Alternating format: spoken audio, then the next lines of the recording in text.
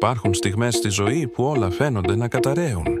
Οι σχέσεις, τα όνειρα, η ελπίδα. Νιώθεις σαν να χάνεις τον εαυτό σου μέσα στο σκοτάδι. Αλλά υπάρχει ένα μυστικό που λίγοι γνωρίζουν. Η σιωπή μπορεί να γίνει η πιο ισχυρή σου σύμμαχος. Όταν όλοι μιλούν, εσύ σώπα. Όταν σε αμφισβητούν, εσύ παρατήρησε. Όταν πληγώνεσαι, μην αντιδράς αμέσως. Η δύναμη βρίσκεται στη σιωπή, εκεί όπου ξαναγεννιέται η ψυχή. Η κοινωνία μας λέει να είμαστε δυνατοί, να φαινόμαστε ατρόμητοι. Αλλά η πραγματική δύναμη είναι να είσαι ήρεμος όταν μέσα σου γίνεται θύελλα.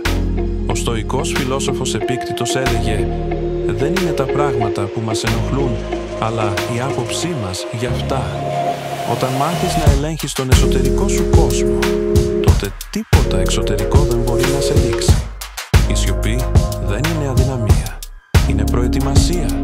Είναι επανεκκίνηση. Είναι ο ήχος της θεραπείας. Μέσα στη σιωπή μπορείς να ακούσεις την αλήθεια σου, χωρίς φωνές, χωρίς κριτική.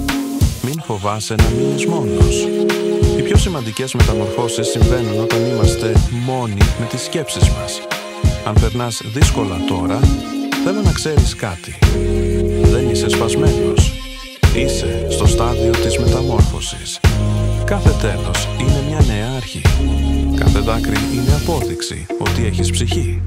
Και κάθε σιωπή είναι μια ευκαιρία να χτίσεις την εκδοχή του εαυτού σου που πάντα ονειρευόσουν. Σήμερα, μην προσπαθήσεις να εξηγήσεις τον πόνο σου σε όλους. Μην φωνάξεις για δικαιοσύνη.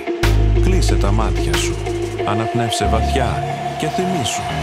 Η δύναμη δεν είναι στο να φωνάζεις. Είναι στο να μπορείς να μείνεις ήρεμος, ενώ όλος ο κόσμος γύρω σου καίγεται. Ξαναγεννήσου στη σιωπή. Και όταν είσαι έτοιμος, άσε τον κόσμο να σε γνωρίσει ξανά. Αυτή τη φορά, πιο ήρεμο, πιο σοφό, πιο αληθινό.